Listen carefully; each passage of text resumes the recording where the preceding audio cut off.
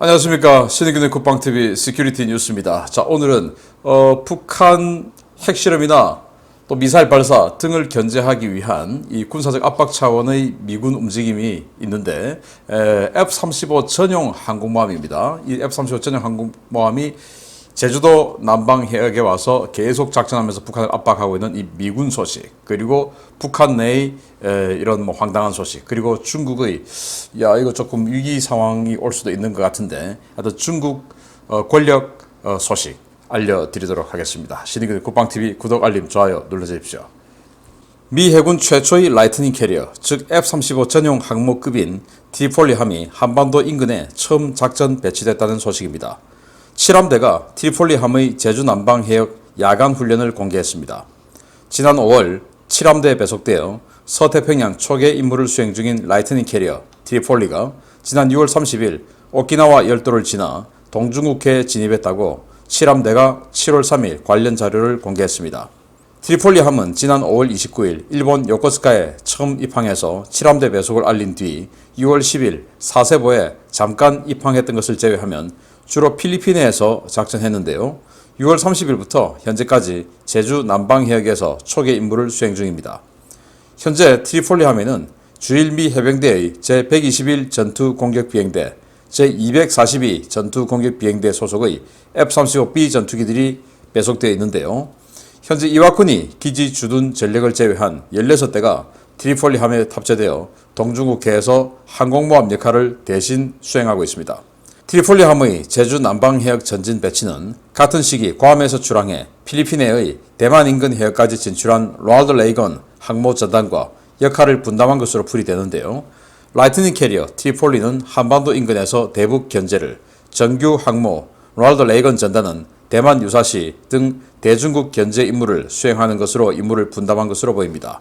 주목할 만한 것은 최근 가데나에 전진 배치된 F-22A 랩터 전투기와 이와쿠니 기지에 전개한 F-35A 등의 스텔스 전투기 전력이 규슈와 동중국해 일대에서 스텔스 스트라이크 패키지 훈련을 집중적으로 실시하고 있다는 것인데요.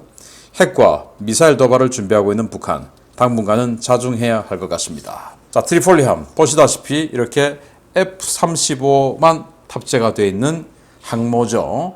원래는 와스프급 강습 상륙함의 후속으로 제작되었던 이 아메리카급인데, 이 아메리카급의 2번함이 트리폴리고, 이 아메리카급은 1번함, 2번함 아메리카함과 이 트리폴리함은 이 와스프처럼 뒤에 뭐 웰덱을 해서 공기부양용 집어넣고 해병대용 전차 탑재해서 상륙하고 하는 이런 걸 포기하고 그냥 오직 항공력으로만 상륙작전에 기여한다.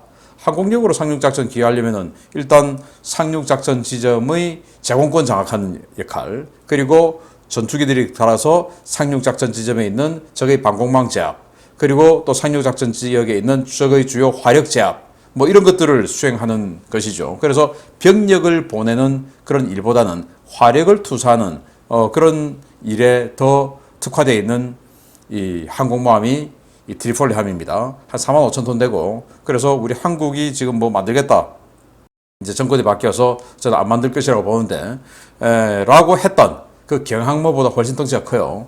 F-35 16대에서 24대 정도 탑재를 하는데 지금 16대를 탑재하고 제주도 남방 해역, 제가 지금 공중급육이 움직이는 이런 그 ADS-B 신호하고 이렇게 분석을 해보니까 아마 일본 큐슈의 사세보 그리고 제주도 이 중간 해역 어디쯤에 지금 이 트리폴리가 작전하고 있는 것 같은데, 그러면은 바로 그냥 딱 떠서 공중급유 한번 딱 받으면 평양이고 뭐 영변이고 다 때릴 수 있는 그런 지역에서 지금 대기를 하고 있는 것이다 라고 볼 수 있고, 그리고 오키나와의 가데나 기지에 F-22 와 있죠. 그리고 또 히로시마 F 이와쿠니 기지에 F-35 대거 지금 들어와 있죠. 그래서 가데나에서 F-22가 뜨고 이와쿠니에서 F-35가 뜨고 해서 같이 또 스트라이크 패키지 훈련을 해요. 이건 뭐냐? F-22는 전적으로 제공 전투기죠. 그러니까 여기다가 공대공 무장 많이 달고 해서 이 방공, 그러니까 스트라이크 패키지, 공격편대군의 제공 임무, 적의 전투기가 날아오면 격파하고 적의 미사일이 날아오면 여격하고 하는 그런 임무를 맡고, F-35는 내부 무장창이 크기 때문에 여기에다가 2,000파운드 벙커버스터 2발을 탑재를 할 수 있죠. 그래서 이번에 탑건2 보신 분들 계시겠지만 벙커버스터 같은 거 이 두 발 딱 꽂아버리면 뭐 어마어마한 위력을 낼 수 있지 않습니까? 그래서 그 벙커버스터 2000파운드짜리 탑건2에서도 마지막에 떨어뜨리는 폭탄이 2000파운드 폭탄 두 발이었지 않습니까? 그래서 그 두 발을 이 F-35에 탑재할 수 있으니까 F-35가 가서 스텔스 상태에서 가서 타격하고 F-22는 엄호하고 이런 작전을 계속 훈련하고 있는 것이다 라고 볼 수 있으니 북한 지금 뭐 이 홍수다 뭐다 해서 상당히 안 좋은데 괜히 엉뚱한 짓 해서 누군가가 아주 세게 치명타를 입는 그런 일은 경거망동하지 말길 바랍니다. 자, 이런 상황에서 북한의 홍수로 인해서 또 그 홍수만 처리하는 것이 아니고 이 홍수가 나 있음에도 불구하고 이상한 짓 하는 거 한번 보겠습니다. 지금 북한은 전국이 공사판입니다. 장마철 폭우가 쏟아지는 가운데 전국 각지에서 군인은 물론 민간인을 강제 동원한 강제 노역이 심화되면서 주민과 군인들의 불만이 점차 고조되고 있다는 소식입니다. 북한 당국이 하계 군사훈련을 실시 중인 전군에 수해복구 비상동원령을 내렸으며 이에 따라 군인들이 훈련을 하다 말고 수해복구 현장에 투입되었다고 자유아시아방송이 보도했습니다. RFA의 북한군 소식통은 이번 장마로 큰 물 피해가 발생해 총참모부에서 전군의 수해복구 동원에 대비해 준비를 갖출 때 대한 전신 지시가 하달되었다라며 이번 큰 물 피해로 해마다 여름에 진행하는 2기 전투 정치훈련도 차질을 빚게 되었다라고 전했습니다. 이에 따라 각 부대는 홍수에 대비한 24시간 비상대기 태세를 취하고 하천 범람이나 농경지 침수 등의 피해가 발생하면 그 즉시 출동해야 하는 상황이 되었는데요. 훈련은 훈련대로 성과를 내지 못하면 징계하고 수해복구는 물론이고 부대 자체의 부업 농사라는 삼중고가 가해지면서 장병들은 차라리 훈련을 없애라 라며 당국을 성토하고 있는 것으로 전해졌습니다. 강제 동원된 것은 일반 주민들도 마찬가지입니다. RFA의 양강도 한 주민 소식통은 최근 탈북을 막기 위한 국경 장벽 세우기 작업이 폭우 속에서도 강행되고 있다라며 장맛비가 내리는 속에서 가두 여성들이 돌격대를 조직해 자갈 채취 작업에 내몰리면서 주민 불만이 고조되고 있다라고 전했습니다. 탈북 방지용 장벽은 2m 높이의 시멘트 블록을 쌓아 만드는 콘크리트 장벽인데요. 암석과 자갈로 기초공사를 하고 그 위에 블록을 쌓는 방식으로 진행되기 때문에 막대한 양의 자갈이 필요해 주민들은 자갈 채취를 위해 범람 위기가 있는 강변으로 내몰리고 있습니다. 주민들은 격앙된 반응을 보이고 있습니다. 어차피 석재 부족으로 장벽 공사를 못하고 있고 폭우가 내리는데 수해 방지나 복구는 생각하지도 않고 위험한 강변에서 탈북 방지용 장벽에 들어가는 자갈을 채취하라고 내모는 것이 제정신이냐라는 반응입니다.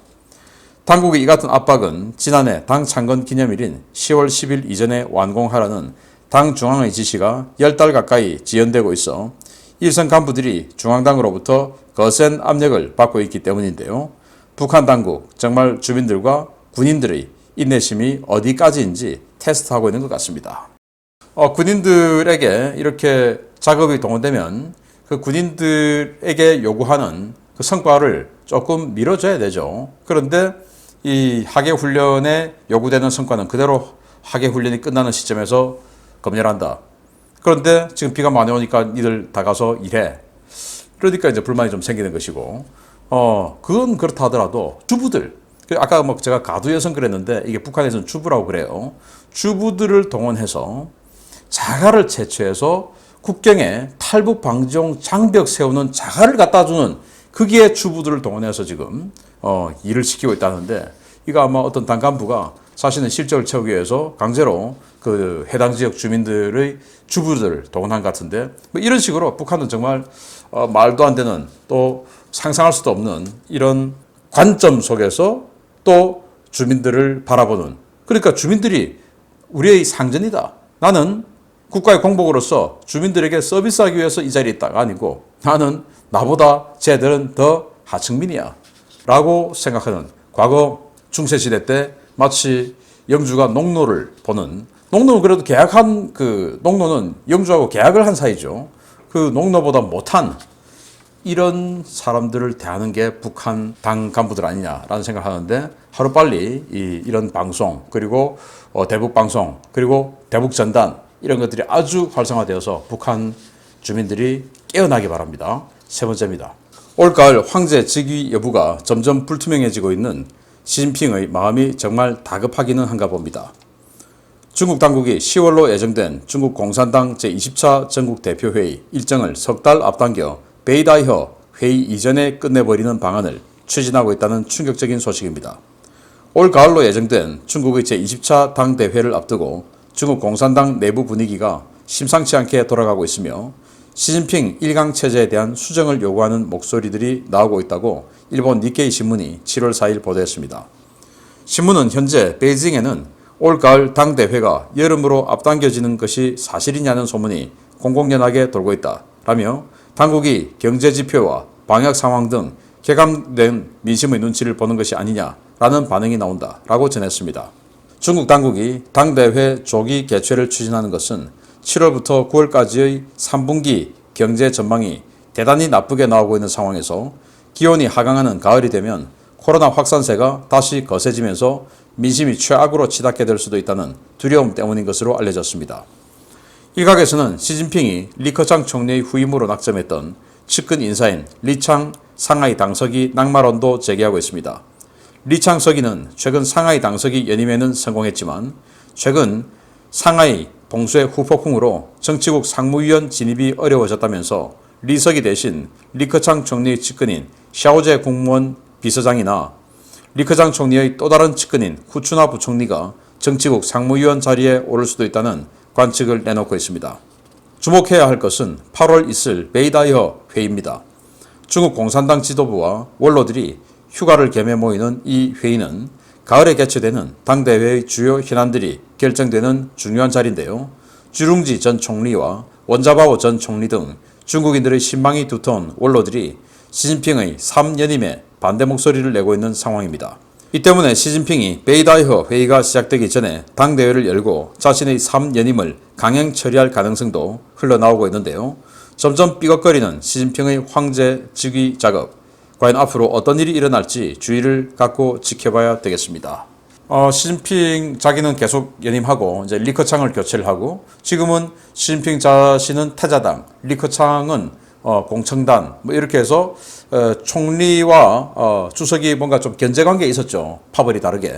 그런데 이제 그걸 완전히 자신의 세력으로 리커창 빼고 리창이라고 하는 상하이 당서기 자신의 측근을 앉혀서 완전히 그냥 권력을 장악하겠다. 라는 것이었는데 상하이 최근에 봉쇄하면서 민심이 안 좋아져서 이 리창에 대한 이미지가 안 좋다고 그래요. 그래서 지금 만약에 시진핑이 3연임에 간다 하더라도 리커창의 측근들이 후추나 부총리 뭐 이런 사람들이 되지 않을까. 그래서 다음 그 세대에도 시진핑의 완전한 권력 독주는 이루어지지 않을 어떤 그런 발판을 가지고 그리고 최선은 리커창을 주석에 앉히는 뭐 이런 쪽으로 지금 진행되고 있는 것 같은데 자 그런데 지금 이 3분기 7월에서부터 7, 8, 9, 9월까지의 경제 지표가 굉장히 안 좋겠죠. 전 세계가 지금 이렇게 다운되니까.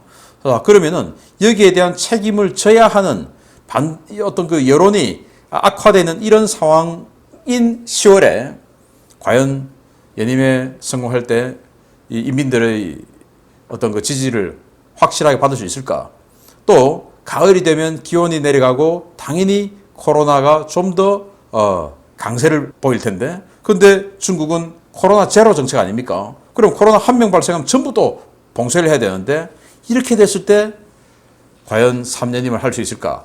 라는 것 때문에 베이다이허 회의, 원로들과의 어떤 그 사전 정지작업 회의로 봐야 되죠. 그 베이다이허 회의 하기 전에 아예 그냥 전격적으로 당대회를 치러버리자. 자, 이렇게 되면 그동안 내려왔던 관습, 규정, 절차 모든 것을 무시하고 황제 즉위를 하게 되는데 일종의 혁명처럼 그렇게 됐을 때 과연 공고하게 오래 갈 수 있을까? 우리가 중국 역사를 한번 반수해 볼 필요가 있다라는 생각을 해보면서 계속 지켜보도록 하겠습니다. 마치겠습니다. 감사합니다.